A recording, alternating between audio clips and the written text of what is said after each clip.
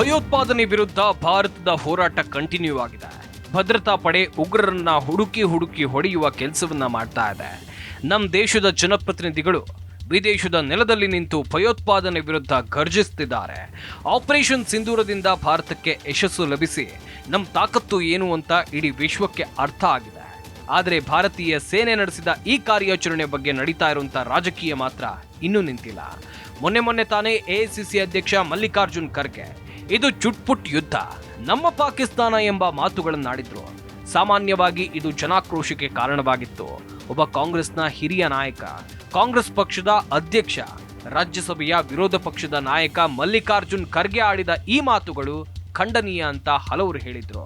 ಅದಿರಲಿ, ಆದ್ರೆ ಅವರದ್ದೇ ಪಕ್ಷದ ನಾಯಕ ಅಂದ್ರೆ ಕಾಂಗ್ರೆಸ್ನ ಸಂಸದ ವಿದೇಶಿ ನೆಲದಲ್ಲಿ ನಿಂತು ಭಯೋತ್ಪಾದನೆಯ ಬಗ್ಗೆ ಭಯವಿಲ್ಲದೆ ಮಾತನಾಡ್ತಿದ್ದಾರೆ. ಅವರೇ ಕಾಂಗ್ರೆಸ್ನ ಸಂಸದ ಶಶಿ ತರೂರ್. ಹೌದು, ಶಶಿ ತರೂರ್ ತನ್ನ ರಾಜಕೀಯ ಜೀವನದ ಉದ್ದಕ್ಕೂ ಬಿಜೆಪಿಯನ್ನ ವಿರೋಧಿಸಿಕೊಂಡು ಬರ್ತಾ ಇರುವಂತ ವ್ಯಕ್ತಿ. ಆಪರೇಷನ್ ಸಿಂಧೂರ ನಡೆದ ಬಳಿಕ ಕೇಂದ್ರ ಸರ್ಕಾರದ ಪರವಾಗಿ ಹೇಳಿಕೆ ಕೊಟ್ಟು ಎಲ್ಲರ ಅಚ್ಚರಿಗೆ ಕಾರಣವಾಗಿದ್ರು ಶಶಿ. ಈ ಹೇಳಿಕೆಗೆ ಕಾಂಗ್ರೆಸ್ನಲ್ಲೇ ವಿರೋಧ ವ್ಯಕ್ತವಾಗಿತ್ತು. ಶಶಿ ತರೂರ್ ಈ ದೇಶದ ಬುದ್ಧಿಜೀವಿ ರಾಜಕಾರಣಿಗಳ ಸಾಲಿನಲ್ಲಿ ಮುಂಚೂಣಿಯಲ್ಲೇ ನಿಲ್ಲುವಂತ ವ್ಯಕ್ತಿ. ತಮ್ಮ ವಿಕ್ಟೋರಿಯನ್ ಇಂಗ್ಲಿಷ್ ಜ್ಞಾನ, ವಿದೇಶಗಳಲ್ಲಿ ಭಾರತವನ್ನ ಅತ್ಯಂತ ಪ್ರಬುದ್ಧವಾಗಿ ಪ್ರತಿನಿಧಿಸುವ ಚಾಕಚಕ್ಯತೆ ಇವರಿಗಿದೆ. ರಾಜಕೀಯ ಮಾತ್ರ ಅಲ್ಲದೆ ಕ್ರೀಡೆ, ಮನರಂಜನೆ ಸೇರಿದಂತೆ ಹಲವು ಕ್ಷೇತ್ರಗಳ ಬಗ್ಗೆ ಅವರಿಗಿರೋ ಆಸಕ್ತಿ, ಸುರದ್ರೂಪಿ ವ್ಯಕ್ತಿತ್ವ ಶಶಿ ತರೂರ್ ಅವರನ್ನ ವಿರಳ ಮತ್ತು ಸೆಲೆಬ್ರಿಟಿ ರಾಜಕಾರಣಿ ಅಂತ ಕರೆಯಲಾಗುತ್ತೆ. ತಮ್ಮ ರಾಜಕೀಯ ಜೀವನದ ಉದ್ದಕ್ಕೂ ಕಾಂಗ್ರೆಸ್ ಪಕ್ಷದ ಜೊತೆಗೆ ಗುರುತಿಸಿಕೊಂಡಿರುವ ಶಶಿ ತರೂರ್ ಬಿಜೆಪಿ ಜೊತೆಗಿನ ಸೈದ್ಧಾಂತಿಕ ಸಂಘರ್ಷಕ್ಕೆ ಹೆಸರುವಾಸಿ. ಮಾಧ್ಯಮ ಸಂವಾದಗಳಲ್ಲಿ ಬಿಜೆಪಿಯ ಸೈದ್ಧಾಂತಿಕ ಟೀಕಾಕಾರರಾಗಿ ಶಶಿ ತರೂರ್ ಮಂಡಿಸುವ ವಾದಗಳನ್ನ ಅವರ ವಿರೋಧಿಗಳು ಕೂಡ ಮೆಚ್ಚಿಕೊಳ್ತಾರೆ. ಆದ್ರೆ ಈಗ ಶಶಿ ತರೂರ್ ಬದಲಾಗಿದ್ದಾರೆ. ಯಾಕೆಂದ್ರೆ ಅವರು ಇತ್ತೀಚೆಗೆ ಕೊಡ್ತಾ ಇರುವಂತ ಹೇಳಿಕೆ, ಮೊನ್ನೆ ತಾನೇ ಕಾಂಗ್ರೆಸ್ ನಾಯಕ ಶಶಿ ತರೂರ್ ದೇಶದಲ್ಲಿ ಶಾಂತಿ ಬಹಳ ಮುಖ್ಯ, ಅಂತಹ ಪರಿಸ್ಥಿತಿಯಲ್ಲಿ ಕದನ ವಿರಾಮವು ಅಗತ್ಯವಾಗಿತ್ತು. ಪ್ರಸ್ತುತ ಪರಿಸ್ಥಿತಿಗಳನ್ನ 1971ರ ಯುದ್ಧಕ್ಕೆ ಹೋಲಿಸಿದ್ರೆ ಆ ಪರಿಸ್ಥಿತಿಗಳು ಮತ್ತು ಇಂದಿನ ಪರಿಸ್ಥಿತಿ ಭಿನ್ನವಾಗಿದೆ. ಆ ಯುದ್ಧಕ್ಕೆ ಕಾರಣಗಳು ಭಿನ್ನವಾಗಿದ್ವು, ಆದ್ರೆ ಇಂದು ಅದು ಹಾಗಲ್ಲ. ಎರಡೂ ಪರಿಸ್ಥಿತಿಗಳು ಬೇರೆ ಬೇರೆ ಆಗಿವೆ ಅಂತ ಹೇಳಿದ್ರು. ಈಗ ವಿದೇಶಿ ನೆಲದಲ್ಲಿ ನಿಂತು ಭಾರತ ಸರ್ಕಾರದ ಕ್ರಮವನ್ನ ಪ್ರಬಲವಾಗಿ ಸಮರ್ಥನೆ ಮಾಡ್ಕೊಳ್ತಿದ್ದಾರೆ. ಪಹಲ್ಗಾಮ್ ಭಯೋತ್ಪಾದಕ ದಾಳಿ ಮತ್ತು ಉಗ್ರವಾದಕ್ಕೆ ಪಾಕಿಸ್ತಾನದ ಬೆಂಬಲದ ಸತ್ಯಾಸತ್ಯತೆಯನ್ನ ಜಗತ್ತಿಗೆ ಮನವರಿಕೆ ಮಾಡುವ ಕೆಲಸ ಆಗ್ತಾ ಇದೆ. ಸರ್ವಪಕ್ಷ ಸಂಸದೀಯ ನಿಯೋಗ ವಿದೇಶಿಗಳಿಗೆ ಭೇಟಿಯನ್ನ ಕೊಟ್ಟಿದೆ.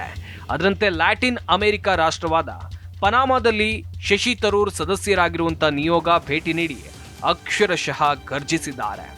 ಭಾರತ ದಶಕಗಳಿಂದ ಪಾಕಿಸ್ತಾನ ಪ್ರೇರಿತ ಭಯೋತ್ಪಾದನೆಯನ್ನ ದಿಟ್ಟವಾಗಿ ಎದುರಿಸ್ತಾ ಇರುವಂತ ರೀತಿಯನ್ನ ಎಳೆಯಾಗಿ ಬಿಚ್ಚಿಟ್ಟಿದ್ದಾರೆ ಶಶಿ ತರೂರ್. ಪನಾಮಾದಲ್ಲಿ ಮಾತನಾಡಿದ ಕಾಂಗ್ರೆಸ್ ಸಂಸದ ಶಶಿ ತರೂರ್, ಭಾರತವನ್ನ ಗುರಿಯಾಗಿಸಿಕೊಂಡು ಭಯೋತ್ಪಾದಕರು ತಮ್ಮ ದುಸ್ಸಾಹಸಗಳಿಗೆ ತಕ್ಕ ಬೆಲೆ ತರಬೇಕಾಗುತ್ತೆ ಎಂಬ ಸತ್ಯವನ್ನ ಅರಿತುಕೊಂಡಿದ್ದಾರೆ. ಭಯೋತ್ಪಾದನೆಯನ್ನ ಎದುರಿಸುವ ಭಾರತದ ನೀತಿಯಲ್ಲಿ ಆಗಿರುವಂತ ಬದಲಾವಣೆಗಳನ್ನ ಶತ್ರುಗಳು ಚೆನ್ನಾಗಿ ತಿಳ್ಕೊಂಡಿದ್ದಾರೆ ಅಂತೇಳಿ ಒತ್ತಿ ಹೇಳಿದ್ದಾರೆ. ನಾವು ಸುಮಾರು 4 ದಶಕಗಳಿಂದ ದಾಳಿಯ ಮೇಲೆ ದಾಳಿಯನ್ನ ಅನುಭವಿಸಿದ್ದೇವೆ. ನೋವು, ದುಃಖ, ಗಾಯಗಳು, ನಷ್ಟಗಳು ಎಲ್ಲವನ್ನ ಸಹಿಸಿಕೊಂಡು ಮುಂದುವರೆದಿದ್ದೇವೆ. ನಂತರ ಅಂತಾರಾಷ್ಟ್ರೀಯ ಸಮುದಾಯದ ಮುಂದೆ ಹೋಗಿ ಅಳಲು ತೋಡಿಕೊಳ್ಳುವುದನ್ನ ಭಾರತ ಈಗ ನಿಲ್ಲಿಸ್ಬಿಟ್ಟಿದೆ. ಈಗ ಭಾರತ ವಿರೋಧಿ ಭಯೋತ್ಪಾದಕ ಕೃತ್ಯಗಳಿಗೆ ಸೇನಾ ಕಾರ್ಯಾಚರಣೆಗಳೇ ನಮ್ಮ ಉತ್ತರ ಆಗಿದೆ. ಹೀಗಂತ ಶಶಿ ತರೂರ್ ಆಪರೇಷನ್ ಸಿಂಧೂರ ಮಿಲಿಟರಿ ಕಾರ್ಯಾಚರಣೆಯನ್ನ ಉಲ್ಲೇಖಿಸಿದ್ದಾರೆ. 2008ರ ಮುಂಬೈ ಭಯೋತ್ಪಾದಕ ದಾಳಿಯನ್ನ ಉಲ್ಲೇಖಿಸಿದ ತಮ್ಮ ಬಳಿ ಎಲ್ಲಾ ಪುರಾವೆಗಳು ಇದ್ವು. ನಾವು ಒಬ್ಬ ಭಯೋತ್ಪಾದಕನನ್ನ ಜೀವಂತವಾಗಿ ಸೆರೆ ಹಿಡಿದಿದ್ವಿ. ಅತ್ಯಂತ ಧೈರ್ಯಶಾಲಿ ಪೊಲೀಸ್ ಅಧಿಕಾರಿಯೊಬ್ರು ಅಜ್ಮಲ್ ಕಸಬ್ನನ್ನ ಜೀವಂತವಾಗಿ ಸೆರೆ ಹಿಡಿದಿದ್ರು, ತನ್ನ ಪ್ರಾಣವನ್ನೇ ಅರ್ಪಿಸಿದ್ರು. ಪಾಕಿಸ್ತಾನದಲ್ಲಿರುವ ಆತನ ಹಳ್ಳಿ ಮತ್ತು ಮನೆ ವಿಳಾಸವನ್ನ ನಾವು ಗುರುತಿಸಿದ್ವಿ. ಆದ್ರೆ ಅಂತಿಮವಾಗಿ ಇದ್ಯಾವುದರ ಲಾಭವೂ ನಮಗಾಗ್ಲಿಲ್ಲ ಅಂತ ಪರೋಕ್ಷವಾಗಿ ಹಿಂದಿನ ಸರ್ಕಾರಗಳ ನೀತಿಯನ್ನ ತಿರುವನಂತಪುರದ ಕಾಂಗ್ರೆಸ್ ಸಂಸದ ಟೀಕಿಸಿದ್ರು.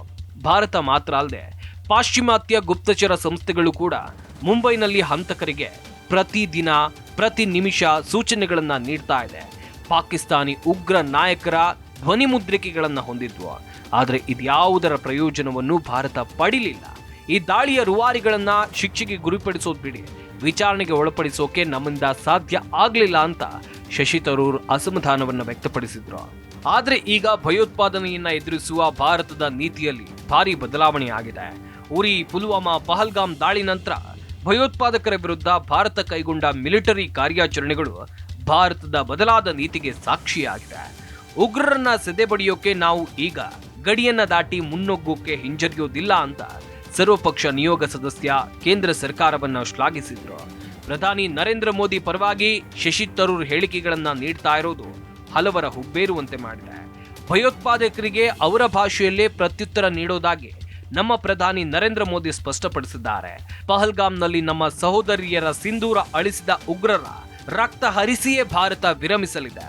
ಸಿಂಧೂರದ ಬಣ್ಣ ಕೆಂಪು, ಹಾಗೆಯೇ ರಕ್ತದ ಬಣ್ಣ ಕೂಡ ಕೆಂಪು ಅಂತ ಶಶಿ ತರೂರ್ ಮಾರ್ಮಿಕವಾಗಿ ಹೇಳಿದ್ರು. ಇನ್ನು ಭಯೋತ್ಪಾದನೆಗೆ ಸಂಬಂಧಿಸಿದಂತೆ ಶಶಿ ತರೂರ್ ನೀಡ್ತಾ ಇರುವಂತ ಹೇಳಿಕೆಗಳನ್ನ ಕಾಂಗ್ರೆಸ್ ಪಕ್ಷದ ನಾಯಕರು ತೀವ್ರವಾಗಿ ಟೀಕಿಸುತ್ತಿದ್ದಾರೆ. ಶಶಿ ತರೂರ್ ಉದ್ದೇಶಪೂರ್ವಕವಾಗಿ ಭಯೋತ್ಪಾದನೆಯನ್ನ ತಡೆಗಟ್ಟುವ ಹಿಂದಿನ ಸರ್ಕಾರಗಳ ಪ್ರಯತ್ನಗಳನ್ನ ಮರೆಮಾಚ್ತಾ ಇದ್ದಾರೆ ಅಂತ ಕಾಂಗ್ರೆಸ್ನ ನಾಯಕರು ಹರಿಹಾಯ್ದಿದ್ದಾರೆ. ಈ ಕುರಿತು ಮಾತನಾಡಿರೋ ನಾಯಕ ಉದಿತ್ ರಾಜ್, ಕಾಂಗ್ರೆಸ್ ಸಂಸದ ಶಶಿ ತರೂರ್ ಬಿಜೆಪಿಯ ಸೂಪರ್ ವಕ್ತಾರರಾಗಿ ಬದಲಾಗಿದ್ದಾರೆ. ಅವರು ಬಿಜೆಪಿ ನಾಯಕರಿಗಿಂತ ಹೆಚ್ಚಾಗಿ ಪ್ರಧಾನಿ ನರೇಂದ್ರ ಮೋದಿಯವರ ಚಮಚಾಗಿರಿ ಮಾಡ್ತಾ ಇದ್ದಾರೆ. ಭಯೋತ್ಪಾದನೆಯನ್ನ ನಿಗ್ರಹಿಸೋಕೆ ಹಿಂದಿನ ಸರ್ಕಾರಗಳು ಏನ್ ಮಾಡ್ತಾ ಇದ್ವು ಅಂತ ಅವರಿಗೆ ತಿಳಿದಿದೆಯೇ? ಕೇಂದ್ರ ಸರ್ಕಾರ ಭಾರತೀಯ ಸಶಸ್ತ್ರ ಪಡೆಗಳಿಗೆ ಆಪರೇಷನ್ ಸಿಂಧೂರದ ಕ್ರೆಡಿಟ್ ನೀಡ್ತಾ ಇದ್ರೆ ಶಶಿ ತರೂರ್ ಬಿಜೆಪಿಯ ಪ್ರಚಾರದ ವಕ್ತಾರರಂತೆ ವರ್ತಿಸ್ತಾ ಇದ್ದಾರೆ ಅಂತ ಉದಿತ್ ರಾಜ್ ತೀವ್ರ ವಾಗ್ದಾಳಿಯನ್ನು ನಡೆಸಿದ್ದಾರೆ. ಮಾಜಿ ಸಂಸದ ಉದಿತ್ ರಾಜ್ ಈ ಹಿಂದೆ ಬಿಜೆಪಿ ಪಕ್ಷದಲ್ಲೇ ಇದ್ರು. ಭಯೋತ್ಪಾದನೆ ವಿರುದ್ಧ ಭಾರತದ ಸಂದೇಶವನ್ನ ವಿದೇಶಕ್ಕೆ ಕೊಂಡೊಯ್ಯುವ 7 ಭಾರತೀಯ ನಿಯೋಗಗಳಲ್ಲಿ ಒಂದನ್ನ ಮುನ್ನಡೆಸೋಕೆ ಕಾಂಗ್ರೆಸ್ ಸೂಚಿಸಿದ್ದ 4 ಸಂಸದರಲ್ಲಿ ಶಶಿ ತರೂರ್ ಹೆಸರು ಇರಲಿಲ್ಲ. ಅಲ್ಲದೆ ಕೇಂದ್ರದ ಪರ ಮಾತನಾಡ್ತಾ ಇದ್ದ ಶಶಿ ತರೂರ್ ಅವರು ಲಕ್ಷ್ಮಣ ರೇಖೆ ದಾಟದಂತೆ ಎಚ್ಚರಿಸಿದ್ದನ್ನು ಕೂಡ ಇಲ್ಲಿ ಸ್ಮರಿಸಬಹುದು.